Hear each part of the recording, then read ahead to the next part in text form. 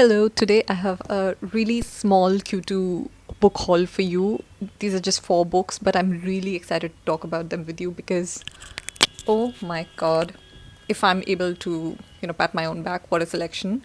The first is William Trevor's The Children of Tinmouth, which is a book about. Okay, I'll read the first line of the synopsis and the only line that matters right now. A small, pretty seaside town is harshly exposed by a young boy's curiosity. That's all you need to know to pick up the book. It's about children being children, inquisitive, messy, and imaginative in ways that feel alien to us as adults. The next book that I got was The Tenant of Wilful Hall by Anne Brontë because I've read the other sisters, the other Brontë sisters, and loved their work. They each have a unique voice, a unique authorial voice, and a very good command at it. The Tenant of Wilful Hall is about this young woman who leaves her drunkard, abusive husband to take occupancy in the Wilful Hall with her son. And obviously, as it often happens with single women, with single mothers, becomes the center of gossip, slander, and rumors of the neighborhood. So I'm excited to make my way through this. So the first two books that I talked about are used books, they're secondhand books, which I bought from Bookchore, which I really recommend for buying secondhand books, not so much for the new books, because one of my books I had to cancel because there was no way that they could make that happen. It was a Clarice Lispector book. But the used books section is good to go. You can try it out. So the next two books that I'm going to talk about are Vietnamese fiction translated into English. The only reason that I could get my hands on these was because I came across a reel about Vietnamese translated fiction written by women. And it was a reel by Steph from Booked in Saigon. And I commented on the reel, okay, where could I get these books when I'm in Vietnam? And she was gracious enough to let me know there's a bookstore called Pages of Passion, if I'm remembering correctly. I'll tag them below, where you can get these. So these two caught my fancy, and yeah, let's talk about these. The first one is Chinatown by Tuan, translated by Nguyen An Lee. I could be butchering the Vietnamese names, so I'm sorry in advance. I looked them up, researched a little bit, so I'm going by what I found. Okay, so Chinatown is about a young woman recounting her marriage to a Chinese Vietnamese guy whom she married in the aftermath of the Sino-Vietnamese War, and how she married him against her parents' approval and hasn't seen him since 11 years now when she's recounting. It's amazing prose, and it has a dreamlike quality to it.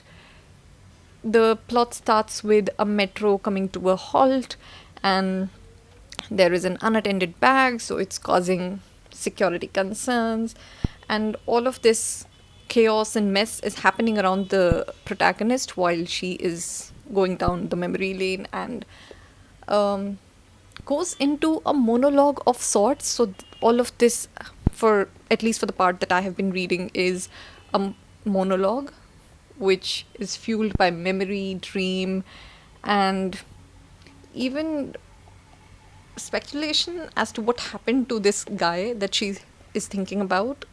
So yeah, it's it's an interesting read, and I am looking forward to what happens. So the last book that I want to talk about is Parallels by Wu Din Jiang, translated by Kaikyu Nguyen. And what a book. I can already feel it. I can already feel it becoming a favorite by the 4 pages that I've read. It just seems phenomenal. It's about 3 young gay men, and they're named Gigi, H, and Khan, and they're in a menage a trois.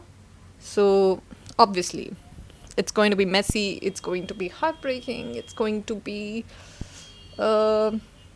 complicated. So the line that I want to read from the synopsis to you is, embedded in violence, insanity, betrayals, homoeroticism, and surrealism, parallels is a riveting account of how carnal and emotional traumas can determine how we love and hurt each other.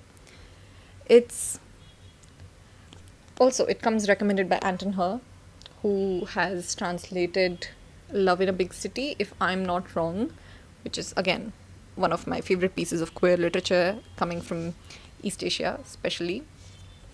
I also want to read out one of the first pages that caught my attention. It's a diary of sorts and it starts on April 1st. As a Wong Kar-wai fan, you might know the significance of the date if you have seen Chungking Express. Everyone knew what April 1st meant. Of course, there were those who didn't know what it was. They probably didn't need to know what it was either. To a smaller extent, some knew well that April 1st wasn't only April Fool's Day. They always remembered it as the day when Leslie Cheung took his own life. Of course, not everyone in the world knew who Leslie Cheung was.